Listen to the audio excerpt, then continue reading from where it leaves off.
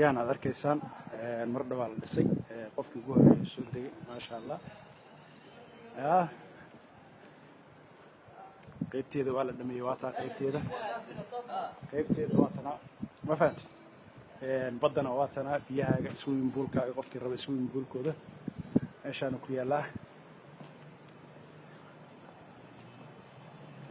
sida arkaysaan qofkii ugu horeeyay waxaan hay xaafadda soo dega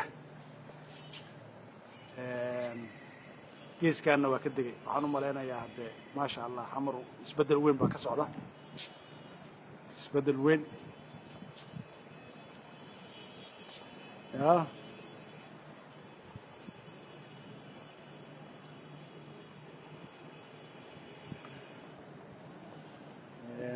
sida arkaysaan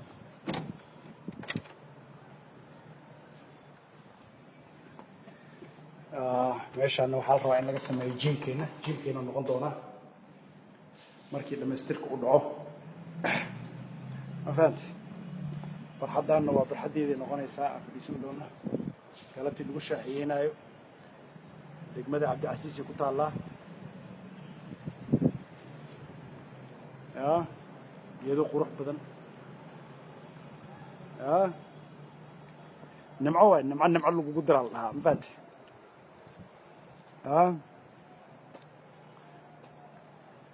nimco ku dar shaqada aad u wanaagsan waaye sida arkaysaan saddexdaas guri waa bannaan yihiin marka qofkii u yeesha maxay ahayd laga warqabaan dhiilaa saddexdaas guriyaa bannaan haddeertaan liido waa u lugeynaysaa xataa gaari uma baahnid badda liido markaa artina aadid staff uma baahnid